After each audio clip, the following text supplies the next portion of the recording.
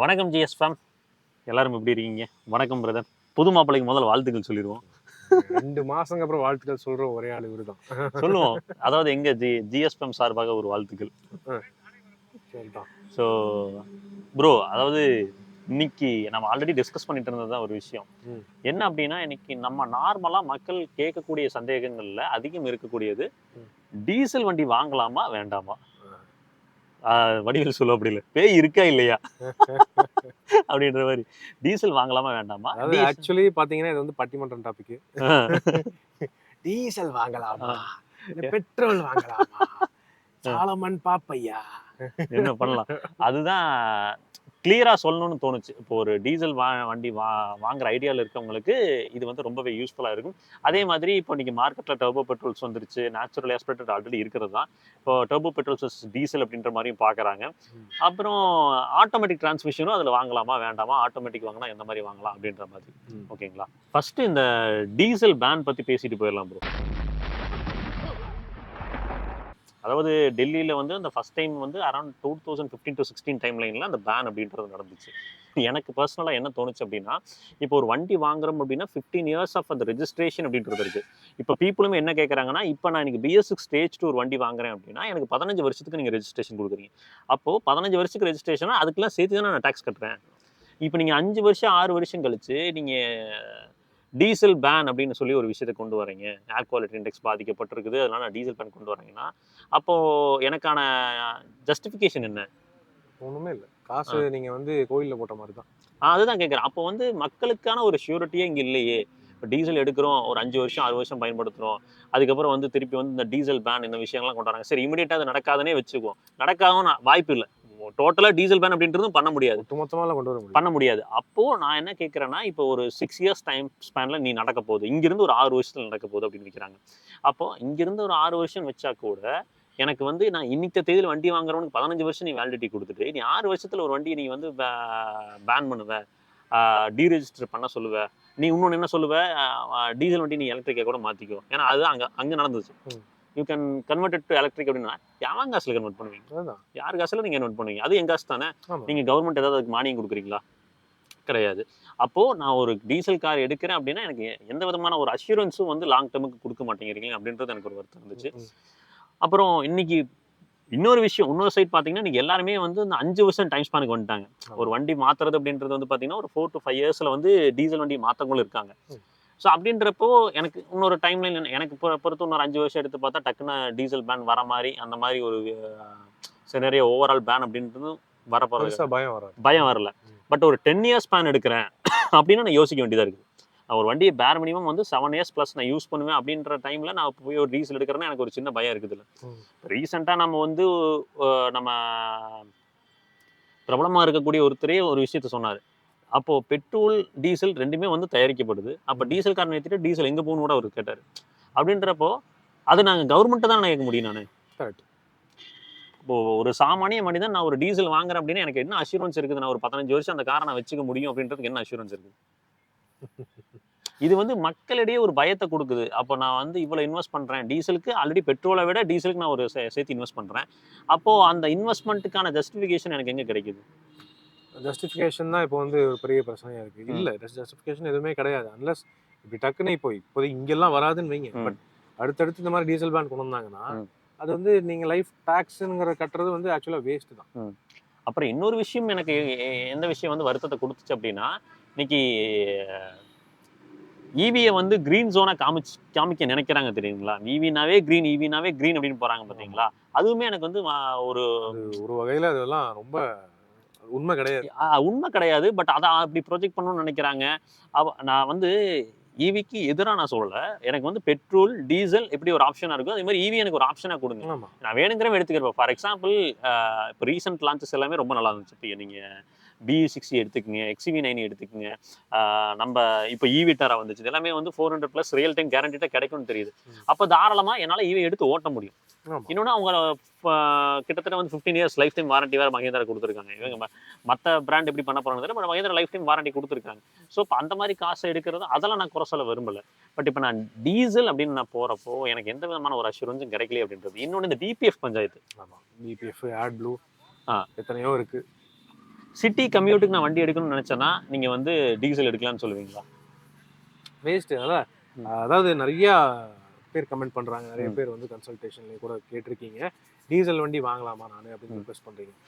அது ஆக்சுவலி பாத்தீங்கன்னா உங்களுக்கு ஒர்த் இருக்கு, அந்த அளவுக்கு ரன்னிங் இருக்கு. உங்களுக்கு ஒரு மாசம் அட்லீஸ்ட் மினிமம் 2000 கிலோமீட்டர் நீங்க ஓட்டுறீங்கன்னா டீசல் எடுங்க அப்படின்னு தான் நான் சொல்றது. ஏன்னா இப்போ அதுதான் இப்போ பெட்ரோல் வண்டி நம்ம வந்து இப்போ ஒரு 15 லட்ச ரூபாய்க்கு பெட்ரோல் வண்டி எடுக்கிறோம்னு வைங்க, அதே வண்டியில டீசல் ஆப்ஷன் போனீங்கன்னா 1.5 லட்ச ரூபா அதிகமாகுது. அதுக்கும் மேல நீங்க வந்து ஒவ்வொரு 5000 6000 கிலோமீட்டருக்கு ஒரு தடவை ஆட் ப்ளூ ஊற்றணும், சர்வீஸ் காஸ்ட்டும் அதிகம். ஸோ இதெல்லாம் கணக்கு பண்ணி பார்க்கும்போது பேசாம அந்த 1.5 லட்ச ரூபாயை நீங்க வந்து பெட்ரோல் போட்டு ஓட்டிடலாங்கிற ஒரு ஐடியாக்கும் பல பேர் இருக்கீங்க. இருக்கும். இப்போ அன்லஸ் நீங்க 2000 கிலோமீட்டர் ஒரு மாசம் ஓட்டுறீங்கன்னா நீங்க இன்வெஸ்ட் பண்ண அந்த 1.5 லட்ச ரூபாயை நீங்க வந்து ஒரு மைலேஜா சேவிங்ஸா நீங்க வந்து சேமிச்சிருவீங்க. ஓகே, ஒரு 5 வருஷமோ 6 வருஷமோ அதுக்குள்ள நீங்க வந்து சேமிச்சிருவீங்க. ஸோ அது வந்து உங்களுக்கு பெருசா வருத்தமா தெரியாது. ஆனா நீங்க வந்து ரன்னிங் கம்மியா இருக்கும்போது டீசல் வண்டி எடுத்து ஓட்டுனீங்கன்னா கண்டிப்பா உங்களுக்கு வந்து அது இட்ஸ் நாட் ப்ராஃபிட், அது லாஸ் தான். அதை விட எனக்கு பர்சனலா என்ன தோணுதுன்னா, இன்னைக்கு டிபிஎஃப் இந்த கேட்டலிட்டிக் கன்வெர்ட்டர் இந்த விஷயங்கள்லாம் வந்தனால இப்போ சிட்டி ஸ்கர்ட்ஸ்ல ஓட்டுறவங்க லோயர் ஆர்பிஎம்ஸ் அதிகமாக மெயின்டைன் பண்றதுக்கான வாய்ப்புகள் இருக்குது. கரெக்ட் இல்லைங்களா? அப்போ லோயர் ஆர்பிஎம்ஸ் மெயின்டைன் ஆகிறப்ப அந்த டிபிஎஃப் ஃபில்டர் வந்து கிளாக் ஆகி அந்த டெபாசிட் அப்படியே ரிட்டர்ன் ஆச்சு அப்படின்னா அதுவும் நமக்கு பிரச்சனை வரும். இன்னொரு விஷயம் சொல்லணும்னு நினைச்சேன், நீங்க டீசல் வண்டி எடுக்கிறீங்க, ஆட் ப்ளூ இருக்குது, டிபிஎஃப்லாம் இருக்குது அப்படின்னா நீங்க மோஸ்ட் ஆஃப் த வண்டிஸ் இன்னைக்கு ஆப்வியஸ்லி இருக்கு, சரிங்களா? இப்போ டர்போ வண்டியிலேயே ஜிபிஎஃப் கொண்டு வந்துட்டாங்க. டீசல் எப்படி இருக்குது அதே மாதிரி வந்து டர்போ பெட்ரோல்ஸ்ல வந்து ஜிபிஎஃப் இருக்கு, கேசோலின் பர்டிகுலர் ஃபில்டர் இருக்கு. அதுலயுமே நீங்க இந்த ப்ராசஸ் ஃபாலோ பண்ணணும். ஒரு 4 டைம் ஒரு வாரத்துல ஒரு 4 டைம் வண்டி எடுக்கிறீங்கன்னா ஏதோ ஒரு டைமாவது அட்லீஸ்ட் பேர் மினிமம் ஒரு செகண்ட் கியருக்கு மேல ஒரு 1000 to 2500 ஆர்பிஎம்ல ஒரு 25 to 30 மினிட்ஸாவது நீங்க அந்த ரேவ் பண்ணி அதை ஓட்டி ஆகணும். ஓட்டினீங்கன்னா தான் அந்த சூட் பார்ட்டிகல்ஸ் வந்து கிளியர் ஆஃப் ஆகிற டெம்பரேச்சர் அது ரீச் பண்ணுது. ஸோ இந்த மாதிரி விஷயங்கள்லாம் இருக்குது. ஏன்னா இன்னைக்கு மக்கள் என்னன்னா டிபிஎஃப் இருக்கிறனால பிரச்சனை அப்படின்றது இல்லை, டிபிஎஃப் பற்றி ப்ராப்பராக போய் சேரலை அப்படின்ற மாதிரி இருக்குது. டிபிஎஃப் வண்டி வாங்குறவங்க இப்போ நாங்கள் ரீசெண்டாக வந்து கியாவில் ரிவ்யூ பண்ணுறப்ப எல்லாத்துலேயுமே டீசல் வண்டி எல்லாத்துலேயுமே வந்து அந்த டேக் போட்டிருந்தாங்க, டிபிஎஃப் எப்படி மெயின்டைன் பண்ணுறது.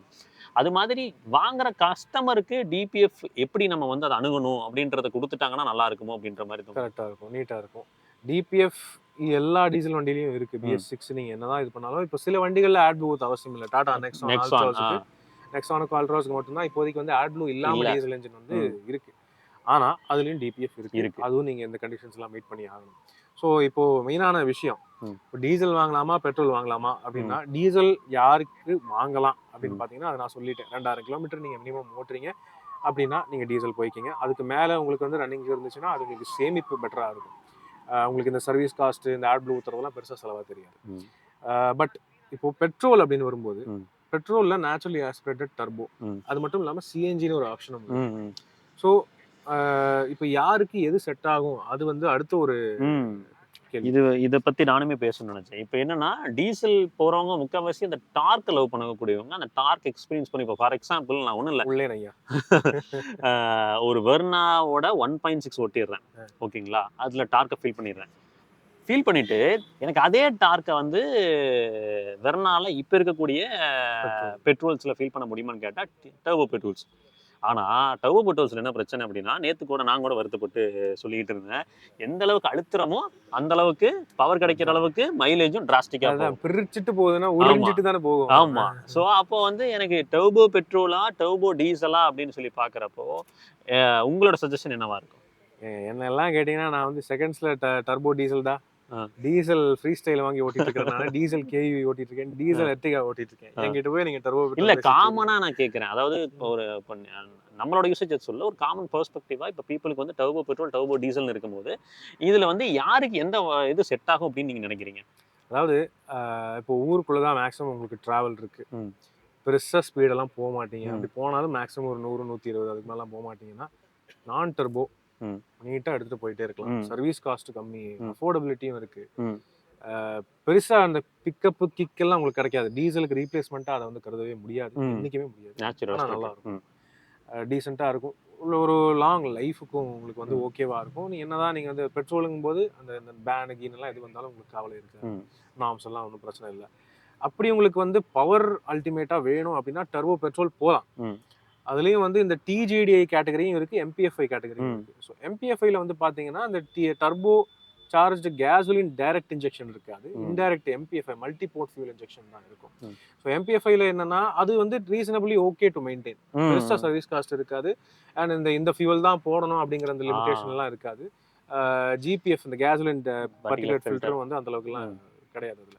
ஸோ அது வந்து ரீசனபிளான காஸ்ட்ல நல்ல டீசென்டான பவர் அண்ட் டார்க்கும் தரும். ஆனா என்னன்னா அதுவுமே மைலேஜ் கொஞ்சம் ரெடியூஸ் ஆகுது. டர்போ பெட்ரோல் அப்படின்னு போனாலே மைலேஜ் கம்மியாக தான் செய்யும். ஸோ இதுக்கும் இன்னும் அதிகமாக உங்களுக்கு பவர் வேணும், அந்த ராவான ஃபீல் வேணும் அப்படின்னா TJDI கேட்டகரி, ஹண்டே அண்ட் நம்ம டாட்டாலும் இப்போ கொண்டு வந்துட்டாங்க. மஹிந்திரால TJDI இருக்கு. ஆனா மஹிந்திராவோட TJDIல பாத்தீங்கன்னா அதான் சொன்னேன் இல்லையா, ஸ்பெசிஃபிக்கான ஃபியூல் தான், ஆக்டேன் 95 இருக்கிற ஃபியூல் தான் நீங்க போடணுங்கிற மாதிரி ஒரு கண்டிஷன் இருக்கு. ஸோ இதெல்லாம் உங்களுக்கு வேணுமா அப்படிங்கறத யோசிச்சுக்கோங்க. இன்னொன்று அதை வந்து அட்ரஸ் பண்ணணும்னு நினைக்கிறேன். இன்னைக்கு 95 வந்து ரெக்கமெண்டடுங்க, நார்மலாக கிடைக்கக்கூடியது வந்து 91 இல்லைங்களா, அது வந்து சப்போர்ட்டட் தான் சொல்கிறாங்க. அப்போது ஆப்வியஸ்லி வந்து 95 தான் பயன்படுத்தணும் அப்படின்றது அவங்களோட அது ஆஸ் பர் மேனுவல் அப்படிதான் இருக்குது. பட் வாங்குற கன்சியூமர்ஸ்க்கு அது தெரியறது இல்லையே. இப்போ எத்தனை பேருக்கு வந்து TJDI வாங்குறவங்களுக்கு வந்து அட்ரஸ் பண்றாங்க, அவங்க வந்து ஸ்பெசிஃபிக்கா சொல்ல வேணாங்கிற மாதிரி யூசர் மேனுவல்ல பாத்தீங்கன்னா ஓரமா குட்டியா போட்டிருப்பாங்க. தார் TJDI, XUV TJDI எல்லாத்துலயுமே வந்து அந்த யூசர் மேனுவல்ல ஓரமா குட்டியா தான் போட்டிருக்காங்க தவிர அது வந்து வெளிப்படையா சொல்றது கிடையாது. அது சொன்னா ஒரு வேளை சேல்ஸ் கம்மியாகுமோங்கிற ஒரு எண்ணம் இருக்குன்னு நினைக்கிறேன் உங்களுக்கு. அது வந்து நான் என்ன நம்பி ஒருத்தர் கார் வாங்குறாங்க அப்படின்றப்போ நான் எதில் இயங்குவேன் அப்படின்றத வந்து சொல்லிட்டா நல்லது தானே. அது தெரியாம அவங்க வந்து மற்ற ஃபியூல்ஸ் அதிகம் பயன்படுத்தும் போது ஆப்வியஸ்லி அது வந்து எப்படி இருந்தாலும் என்ஜின்ல ரிஃப்ளெக்ட் ஆக தானே போகுது. கரெக்ட். அது ஒரு நாளை பின்ன அது ஒரு மேபி இன்ஜெக்டர் ப்ராப்ளம் வரலாம். அதெல்லாம் கரெக்டாக பார்த்துக்கணும். இன்னொன்று வந்து என்னோட பொறுத்த வரைக்கும் இப்போ டர்போ பெட்ரோல்ஸ் அகேன்ஸ்ட் டர்போ டீசல்ஸ்னு பார்த்தீங்கன்னா லாங் ட்ராவல்ஸ் வந்து அதிகமாக இருக்காது. அதாவது ஃபார் எக்ஸாம்பிள் வந்து நான் அதிக யூசேஜ் ஒரு மாதத்துக்கு 2500 to 3000 கிலோமீட்டர்லாம் போக மாட்டேன். பட் ஒரு 1000 கிலோமீட்டருக்குள்ளே தான் ட்ராவல் பண்ணுவேன். பட் எனக்கு பெர்ஃபார்மன்ஸ் வேணும், பர்ஃபார்மன்ஸில் எனக்கு காம்ப்ரமைஸ் இருக்கக்கூடாது அப்படின்னா we can prefer turbos. But நீங்கள் டர்போஸை வாங்கிட்டீங்கன்னா மைலேஜ் எதிர்பார்க்கணும். மைலேஜ்லாம் அது பெருசாக எதிர்பார்க்க முடியாது. பொறுமையாக நீங்கள் ரொம்ப பொறுமையாக எக்கனாமி மோடெலாம் போட்டு ஓட்டுனீங்கன்னா உங்களுக்கு ஒரு மேக்ஸிமம் ஒரு 17 வரைக்கும் வரும். அதுக்கு மேல எல்லாம் கொஞ்சம் பாசிபிலிட்டி கம்மி தான். எல்லாமே நம்மளது டெஸ்ட் பண்ணோம், 17 தான் வந்துச்சு. மேக்னெட் ஓட்டணும், மேக்னெட் 17 கிட்ட கிடைச்சது. அப்புறம் வேற என்ன நம்ம TGDS மற்றதெல்லாம் இன்னும் வந்து ப்ராக்டிக்கலாக நம்ம full live test tank to tank XUV3XO நம்ம ஓட்டினப்போ XUV3XO ஓட்டினப்போ அதுவும் ஆட்டோமேட்டிக் வந்து 16 கிட்ட வந்துச்சு.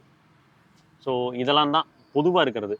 இப்போ டீசல் வண்டியை எவ்வளவு கிலோமீட்டர்ஸ் ஓட்டினா வாங்கலான்னு இருக்கும். இன்னும் டீசல் வண்டி வாங்கினதுக்கு அப்புறம் எப்படி இருக்க போகுது அப்படின்றதையும் சொல்லிட்டோம். அந்த DPF அந்த மெயின்டெனன்ஸ் எப்படி இருக்க போகுதுன்னு சொல்லிட்டு இப்போ மார்க்கெட்ல இப்போ இந்த டீசல் வண்டி கூட வந்து இன்னொரு விஷயமும் குழப்பம் இருக்குது. மேனுவல் போகலாமா ஆட்டோமேட்டிக் போகலாமா? இப்போ நான் வந்து மேக்ஸிமம் என்ன சொல்லுவேன்னா, ஒரு குறிப்பிட்ட பட்ஜெட்டை தாண்டிடுறீங்க, ஒரு 14 to 15 lakhsக்கு இப்போ மேலே போயிடுறீங்க, ஒரு சஃபாஸ்டிகேட்டடாக ஒரு லக்ஸுரி எதிர்பார்க்குறீங்க அப்படின்ற பட்சத்தில் you can try with automatic அப்படிங்கிறது. அதுலேயுமே நான் பர்சனலாக என்ன சொல்கிறேன்னா, நீங்கள் வந்து சிட்டிக்குள்ளே அதிகம் ட்ராவல் இருக்கும், ஒரு 60% ஆஃப் சிட்டி ட்ராவல் இருக்கும் அப்படின்னா நீங்கள் ஆட்டோமேட்டிக்ஸ் ப்ரிஃபர் பண்ணுறது நல்லது. ஏன்னா லாங் டர்மராக பார்க்கும்போது நமக்கு ரொம்ப ஒரு ஃபஸ்ட் ஃப்ரீயான ஒரு ட்ராவலை கொடுக்கும். அது ஒன்று. இன்னொன்று என்னன்னா, நான் வந்து ஜென்ரலி சொல்கிறது, இப்போ உங்களுக்கு பட்ஜெட் அந்த அளவுக்கு இருக்கு, வெறும் வந்து இப்போ இன்கேஸ் பெங்களூர், சென்னை, கோயம்புத்தூர் மாதிரி ஊர்ல இருக்கீங்க அப்படின்னா நீங்க பேசாம ஆட்டோமேட்டிக் போகிறது பெட்டர். ஏன்னா இப்போ நீங்க வாங்கினாலுமே அடுத்த ஒரு 5 வருஷத்துக்கு அப்புறம்ங்கிறது மேனுவல்ஸ் எப்படி இருக்கும் கொஞ்சம் கொஞ்சமா குறைஞ்சிக்கிட்டு தான் வருது. எல்லாரும் எடுத்த உடனே இப்போ டிரைவிங் ஸ்கூல்லேயே பாத்தீங்கன்னா ஆட்டோமேட்டிக் வண்டிகள்லாம் வாங்கி டிரைவிங் ஸ்கூல்ல ஓட்ட ஆரம்பிச்சிட்டாங்க. டிரைவிங் ஸ்கூல்லே மேனுவல் வண்டி வச்சிருக்காங்க, ஆனா ஆட்டோமேட்டிக் வண்டியை வாங்கி அவங்களே வந்து ட்ரைனிங் கொடுக்க ஆரம்பிச்சிட்டாங்க. ஸோ நாளை பின்ன மேனுவல்ஸ் அப்படின்னு வரும்போது ஒரு 5 வருஷம் 6 வருஷத்துக்கு அப்புறம் கொஞ்சம் கம்மி தான். ஸோ ஆட்டோமேட்டிக்ஸ் எடுத்துக்கிறது இட்ஸ் ஆன் சேஃபர் சைடு. இன்னொன்று டிராஃபிக் நாளுக்கு நாள் இன்க்ரீஸ் ஆகிட்டு தான் இருக்கு. அதுக்கேற்ற மாதிரி நீங்கள் ஆட்டோமேட்டிக் வாங்கிக்கிறது இட்ஸ் ஆல்வேஸ் பெட்டர். மேனுவல் வந்து இப்போ ஸ்ட்ரிக்ட்லி வந்து என்னால் வந்து அந்த பட்ஜெட் ரெஸ்ட்ரிக்ஷன் இருக்கும் பார்த்தீங்களா, என்னால் இப்போ அஃபோர்ட் பண்ண முடியாது அப்படின்ற பட்சத்தில் ஓகே. பட் உங்களுக்கு வந்து இன்னொரு 1 லட்ச ரூபா சேர்த்து போட்டால் ஆட்டோமேட்டிக் என்னால் எடுக்க முடியாது, என்னால் அஃபோர்ட் பண்ண முடியும்னா முடிஞ்ச வரைக்கும் ஆட்டோமேட்டிக்ஸ் போங்க. ஏன்னா இனி இருக்கக்கூடிய காலகட்டங்களில் டிராஃபிக் அதிகமாகிட்டே தான் இருக்குது. ஸோ அப்படின்றப்ப ஆட்டோமேட்டிக்ஸ் வந்து மேபி என்னன்னா மேனுவல் மட்டுமே ஓடிட்டு இருக்கிறதுனால இந்த ஆட்டோமேட்டிக் அப்படின்றது வந்து ரொம்ப ஒரு ஆடம்பரத்தை நோக்கி போகிறோமோ அப்படின்ற மாதிரி ஒரு ஃபீல் இருக்கும். ஆனால் அது ஒன்ஸ் எக்ஸ்பீரியன்ஸ் பண்ணோம்னா தான் நமக்கு என்ன தெரியும்னா எந்த அளவுக்கு வந்து ஃபர்ஸ்ட் ஃப்ரீயாக நம்ம ட்ராவல் பண்ண முடியும் அப்படின்றது ஃபீல் ஆகும். அதுலேயுமே இன்னைக்கு dark converter, DCT, CVT, AMT இதெல்லாம் இருக்குது. அதை பத்தி ஒரு சின்னதாக ஒரு கிளிம்ஸ் சொல்லலாம். ஃபார் எக்ஸாம்பிள் AMT வீடியோ போட்டோம். ஆமா அந்த வீடியோட லிங்க் கீழே கொடுக்குறோம், நீங்க செக் பண்ணுங்க. நாங்க இதுல வந்து ஜஸ்ட் ஒரு கிளிம்ஸ் மாதிரி சொல்றோம். AMT அப்படின்னா AMT என்ன வண்டியில வருதுன்னு பார்த்தோம்னா ஆரம்ப நிலை கார்ஸ் மாருதியில இருந்து டாடால இருந்து ஹிண்டை. ஹியுண்டேல ஏஎம்டி இருக்கு. ஆமா. ஸோ அந்த மாதிரி இனிஷியல் ஆரம்ப நிலை பிராண்ட்ஸ்ல நிசான்லயும் இருக்கு, கைகர் ரெனோ கைகர்லயும் இருக்கு, ட்ரைபர்லயும் இருக்கு. ஸோ மாருதியோட ஆல்டோல ஆரம்பிச்சு Alto Swift to Dzire, Baleno Baleno வரைக்கும். ஆமா Baleno, Glanza also Baleno and ஃப்ராங்ஸோட 1.2 வரைக்கும் வந்து ஏஎம்டிஸ் தான் வச்சிருக்காங்க. ஸோ அது வந்து automated manual transmission, manual gear box தான். அதை வந்து ஒரு ஆக்சுவேட்டர் மூலமா ரோபோட்டைஸ் பண்ணி மேனுவலா ஆட்டோமேட்டிக்கா இயங்க வைக்கும். அதுதான் ஏஎம்டி. அடுத்தபடியா பார்த்தோம்னா சிவிடி. அது வந்து one among the older gear பாக்ஸ்னு சொல்லலாம். சிவிடிங்கிறது நம்ம ஸ்கூட்டில இருந்து இருக்கு. ஆக்டிவா, ஸ்கூட்டி, அந்த மாதிரி ஸ்கூட்டர்ஸ் நீங்க ஜென்ரலா ரோட்ல போற எந்த ஸ்கூட்டர் பார்த்தாலுமே சிவிடி தான். கார்ஸ்லன்னு பார்த்தோம்னா இனிஷியலா வந்து நிசான் மைக்ரா, சன்னி அதுல இருந்து இருந்துச்சு. இப்போ வந்து பார்த்தோம்னா நிசான் மேக்னைட்ல டர்போல இருக்கு, ரெனோ கைகர்ல டர்போல இருக்கு, ஹோண்டா அமேஸ்ல இருக்கு, சிட்டில இருக்கு, எலிவேட்ல இருக்கு. தென் வேற எதுல இருக்கு? இவங்க ஹிண்டையோட பெட்ரோல் ஐவிடின்னு கொடுக்குறாங்க. கிரெட்டாவோட நேச்சுரலி ஆஸ்பிரேட்டட்ல வந்து ஐவிடின்னு கொடுக்குறாங்க. அதே வந்து இது இசிவிடிங்கிறது டொயோட்டாவோட ஹைபிரிட் டெக்னாலஜி. டொயோட்டாவோட ஹைபிரிட் டெக்னாலஜி இருக்கிற Grand Vitara, Hyryder, Hycross, Invicto இதுல எல்லாம் பார்த்தோம்னா உங்களுக்கு வந்து இசிவிடி கொடுக்குறாங்க. ஏன்னா அது வந்து எலக்ட்ரிக் மோட்டரையும் கம்பைன் பண்ணி பெட்ரோல் மோட்டரையும் கம்பைன் பண்ணி அதை வந்து ஸ்விட்ச் பண்ணி ஒர்க் பண்ணும். அதனால அது இசிவிடி. ஓகேவா? ஸோ சிவிடிஸ். அது டாக் கன்வெர்ட்டர்ஸ்னு பார்த்தோம்னா அதுவும் ஆதி காலத்துல இருந்து இருக்கு. அதாவது இனிஷியலா பார்த்தோம்னா நம்ம ஃபர்ஸ்ட் வந்து ஐ10 A star, Maruti A star அந்த கார்ஸ்ல எல்லாம் கூட 4 ஸ்பீட் ஆட்டோமேட்டிக் கொடுத்தாங்க. கிராண்ட் ஐட்டன்லயும் 4 ஸ்பீட் டாக் கன்வெர்ட்டர் ஆட்டோமேட்டிக் 800ல இருந்துச்சா? 800ல இருந்துச்சு 3 ஸ்பீட் ஆட்டோமேட்டிக். 800ல ஆட்டோமேட்டிக் அது ரொம்ப ரேர் பீஸ். 800ல 3 ஸ்பீட் ஆட்டோமேட்டிக் கொடுத்தாங்க. ஸோ அது இப்போ என்னென்ன வண்டியில இருக்குன்னு பார்த்தோம்னா அத உங்க வண்டியிலே இருக்கு. ஃப்ராங்ஸ் டர்போ 80 ஃப்ராங்ஸ்ல இருக்கு. Then XUV3XO, Brezza Grand Vitara correct. அப்புறம் XUV700, ஸ்கார்பியோ என்ங்க, தார் ராக்ஸ், அப்புறம் ஹிண்டைலோட டீசல் இன்ஜின்ஸ், கியாவோட டீசல் இன்ஜின்ஸ்லிங்க. ஆமா. இதுல எல்லாத்துலயுமே அப்புறம் ஹேரியர் இதுல வந்து தாக்கம்னா கம்பேரிட்டிவ்லி ஒரு ரிலையபிளான ஒரு டிரான்ஸ்மிஷன் அப்படின்னு சொல்லலாம். பட் ஃபியூல் லாஸ் இருக்கும். அதான் சாரி ஃபியூல் லாஸ்ங்கிற மாதிரி மைலேஜ் வந்து கண்டிப்பா வந்து டாக்குமெண்ட்ஸ். ஏன்னா அது வெயிட், அது வந்து ஒரு ஃபியூல் இது ஃப்ளூயிட் லிக்விட் கேசிங் குள்ள தான் இருக்கும் போது அந்த கியர் பாக்ஸ் சரியான வெயிட். ஸோ அதுக்கேற்ற மாதிரியான ரெஸ்பான்ஸ் சூப்பராக இருக்கும், ரிலையபிலிட்டி சூப்பராக இருக்கும், பிரச்சனை இருக்காது. ஓகே. ஸோ அதுக்கு அடுத்தது டிசிடி. ஆமாங்க, டியூவல் கிளச். சண்டைக்கு வாடா அப்படின்ற மாதிரி தான் இந்த டியூவல் கிளச்சுங்கிற கான்செப்ட் இந்தியாவில் ஃபர்ஸ்ட் கொண்டு வந்தது டிஎஸ்ஜி, வோக்ஸ்வாகன் தான் வந்து போலோ வென்டோ அப்படின்னு சொல்லிட்டு டிஎஸ்ஜி டீசல் எல்லாம் கொடுத்தாங்க. ஆமா டீசல் டிஎஸ்ஜி நம்ம ஃப்ரெண்டு கிட்டே ஒன்று இருக்கு, சூப்பராக இருக்கும். ஆனால் செலவு வச்சுச்சுன்னா ஸோ டிசிடி டிஎஸ்ஜி அப்படின்னு பார்த்தோம்னா ரெண்டும் ஒன்று தான். நம்ம ஹுண்டைல இருக்கு, ஹுண்டை வென்யூ, என்லைன், கிரெட்டா என்லைனு, இது வென்யூ என்லைனு, i20 என்லைன் அதுல டர்போவோட வருது. அதுக்கப்புறம் சானட் போனோம்னா அதுலயும் டிசிடி வருது. தென் இப்போ சிராஸ்லயும் வந்துருச்சு, கியா சிராஸ்ல இருக்கு. தென் டிசிடி இவங்களது டாட்டாதும் வந்து கர்வ், நெக்ஸான், அப்புறம் அல்ட்ரோஸ்ல டிசி இருக்குங்க. ஆமா அல்ட்ரோஸ் டிசி இருக்குல்ல. Okay. So TCS i20 IVT அதை சொல்ல மறந்துட்டோம். i20 சிவிடி இருக்கு, அதுல இருக்கு. இந்த டிசிடி, டிஎஸ்ஜி, டிசிஏ இந்த மாதிரி பல வார்த்தைகளை கூறப்படக்கூடிய இந்த கியர் பாக்ஸ்ல வந்து ஃபோர்டுமே கொண்டு வந்தாங்க. டிசிடி வந்து அவங்க இதுல கொண்டு வந்தாங்க, ஆஸ்பயர்லயும் ஃபியஸ்டாலையும் கொண்டு வந்தாங்க ஃபோர்டு டிசிடி. அதுக்கப்புறம் டாக் கன்வெர்ட்டர் பண்ணிட்டாங்க. ஸோ டிசிடி எப்படின்னு பார்த்தீங்கன்னா it's for instant response and instant இது. ஆனால் அது வந்து ட்ரை கிளச் டைப்பாக இருந்துச்சுன்னா ஊருக்குள்ளே ஓட்டும் போது ஹீட் ஆக வாய்ப்பு இருக்குது, அதை மட்டும் பார்த்துக்குங்க.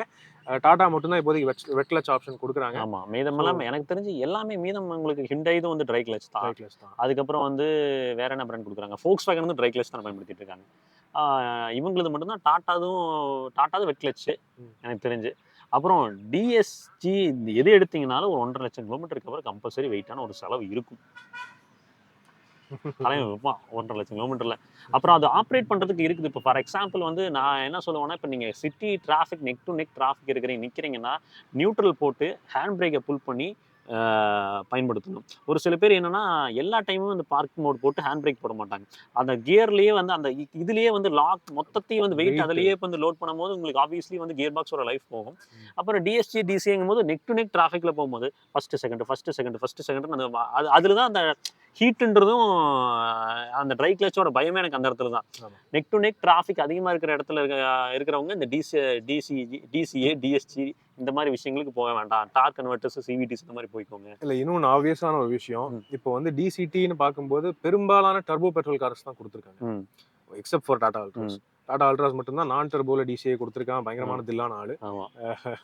டர்போ பெட்ரோல் அப்படின்னு வரும்போதே நாங்க ரெக்கமெண்ட் பண்றது அதுதான். ம். மேக்ஸிமம் ஊருக்குள்ள மட்டும்தான் ஓட்டுறீங்கன்னா டர்போ பெட்ரோல் வாங்காதீங்கன்னு ம். சொல்றோம்.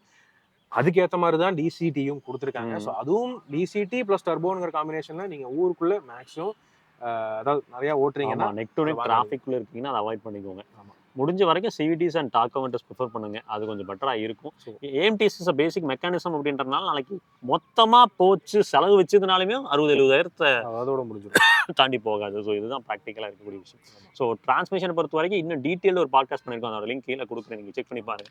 வரட்டும் சேனல் இருக்கும். சரி, ஸோ டாபிக் மாதிரி எங்கேயோ போயிட்டோம். ஓவராலாக டீசலை பற்றியும் சொல்லியிருக்கோம். டீசல் வந்து எடுக்கலாமா வேண்டாமானா இந்த ரிஸ்க் ஃபேக்டர் இருக்குங்க ஸ்டில். ஒரு 5 வருஷம் டைம் லைன்லாம் நீங்கள் யூஸ் பண்ணிட்டு மாற்றுவாங்கன்னா எடுங்க. டெஃபினட்டாக அந்த 5 வருஷத்துக்குள்ள ஸ்ட்ரிக்ட் பேன் அப்படின்றது வரதுக்கான வாய்ப்புகள் இல்லை. பட் நான் ஒரு 7 to 10 இயர்ஸாக ஒரு வண்டியை பார்க்குறேன் அப்படின்னா யோசிங்க. ஏன்னா என்ன வேணால் நடக்கலாம் இந்தியாவை பொறுத்த வரைக்கும். என்னைக்கு வந்து மக்களை பற்றி யோசிச்சிருக்கிறாங்க. சரிதான். அந்த டைம்ல யார் இருக்காங்களோ அவங்களுக்கு என்ன லாபம்ங்கிறது தான் யோசிக்கப்படுதே வழிய சாமானிய ஒரு மனிதனுக்கான நல்லதுங்கிறது என்னைக்கு வந்து கிடைக்கும். அது ஒரு ஏக்கமாவே இருக்குது. மக்கள் பெர்ஸ்பெக்டிவ்ல இருந்து பார்க்குற ஆளே இருக்க மாட்டாங்களா அப்படின்ற மாதிரி தான். ஈவின்னு ஈவியை புஷ் பண்ணிட்டு இருக்காங்க. நாளை பின்ன ஈவிக்கு என்ன நாம வைக்க போறாங்கிறது தெரியாது. சிஎன்ஜின்னு சொல்லி சிஎன்ஜி 60 ரூபாயில இருந்த சிஎன்ஜி இன்னைக்கு கிட்டத்தட்ட 94 ரூபா 95 ரூபாய்க்கு போயிருச்சு. இது 100 ரூபாய் தொடறதுக்குள்ள எவ்வளவு நேரம் ஆக போகுது? நாளைக்கு இப்ப ஈவின்னு சொல்லி நாளைக்கு இப்ப ஈவி 8 ரூபா 12 ரூபாயில இருக்கிற இடம் தான் 30 ரூபா 40 ரூபாய்க்கு மாறாதுன்னு என்ன இது இருக்கு? என்ன கேட்டா ஒண்ணு பெஸ்ட்டுங்க, சைக்கிள். காத்தடிச்சோமா பஞ்சர் ஓட்டணுமா ஓட்டிட்டு செயின் உடம்புக்கு நல்லதுதான், ஓட்டிட்டு போயிட்டே இருக்கும். ஸோ எங்களுக்கு மனசுல பட்டத்தை சொல்லணும்னு நினைச்சேங்க இந்த ஃபேக்டரை பொறுத்த வரைக்கும். அதுக்காக தான் அந்த பாட்காஸ்ட். இதுல ஏதாவது விஷயங்கள் மிஸ் அவுட் பண்ணியிருக்கோம் அப்படின்னா கமெண்ட்ல மென்ஷன் பண்ணுங்க. அது என்னங்கிறத நாங்கள் உடனடியாக பார்த்துட்டு ரிவர்ட் பண்றோம். உங்ககிட்ட டீசல் வண்டி இருக்குன்னா நல்லா என்ஜாய் பண்ணுங்க. அதுவும் இந்த BS4 டீசலாக வச்சிருக்கீங்கன்னா சந்தோஷமா என்ஜாய் பண்ணுங்க. BS6 விட BS4 டீசல் தான் அந்த டார்க் டெலிவரி அப்படி தெரியும். BS6ல BS6ல வந்து பாத்தீங்கன்னா அந்த டார்க் டெலிவரி அப்படின்றத ஃபீல் பண்ண முடியாது இல்லை. இப்போ நீங்க இன்னைக்கு BS6 ஸ்டேஜ் 2 டீசல்ஸ் எல்லாமே எடுத்து ஓட்டுறப்போ அந்த டார்க்குங்கிறத வந்து எவிடென்ட்டாக ஃபீல் பண்ண முடியல. இருக்கு, பட் ஹையர் ரொம்ப இப்போ மகேந்திரால 7 ஓட்டுறோம்லங்க, அதுல அந்த ஃபீல் பண்றத என்னால வந்து 3Xல ஃபீல் பண்ண முடியல. அந்த லீனியரான அந்த சர்ச் தான் கிடைக்குது. பட் BS4 அப்படி இருக்காது. பையன் ஃபயரா இருப்பான். ஓகேங்க. ஸோ உங்களோட கருத்துக்கள் என்னங்கிறது கமெண்ட் செக்ஷன்ல பகிர்ந்துக்கங்க. நீங்க நாங்க ஏதாவது இன்னும் எக்ஸ்ட்ரா வேற டாபிக்ஸ் ஏதாவது பேசணும் அப்படின்னு நினைச்சீங்கன்னா தாராளமா ஷேர் பண்ணுங்க. we will do not. ஆமாங்க. சரி, ஸோ முடிச்சுக்கலாங்க. இன்னொரு வீடியோல பெட்டரான இன்ஃபர்மேஷனோட சந்திக்கிறோம். அது வரைக்கும் எல்லாருமே சந்தோஷமா இருப்போம், சிறப்பா இருப்போம். ரோட்ல போய் வரப்ப உங்களை நம்பி இப்படி குடும்பம் இருக்கும், அதே மாதிரி ரோட்ல போய் வர சக மனிதர்களை நம்பி நேசிக்கிற ஒரு குடும்பம் இருக்கு. அதை சுதந்திரம் வேணாம், பத்திரமா போய் பத்திரமா வாங்க. டடா, டேக் கேர், பை.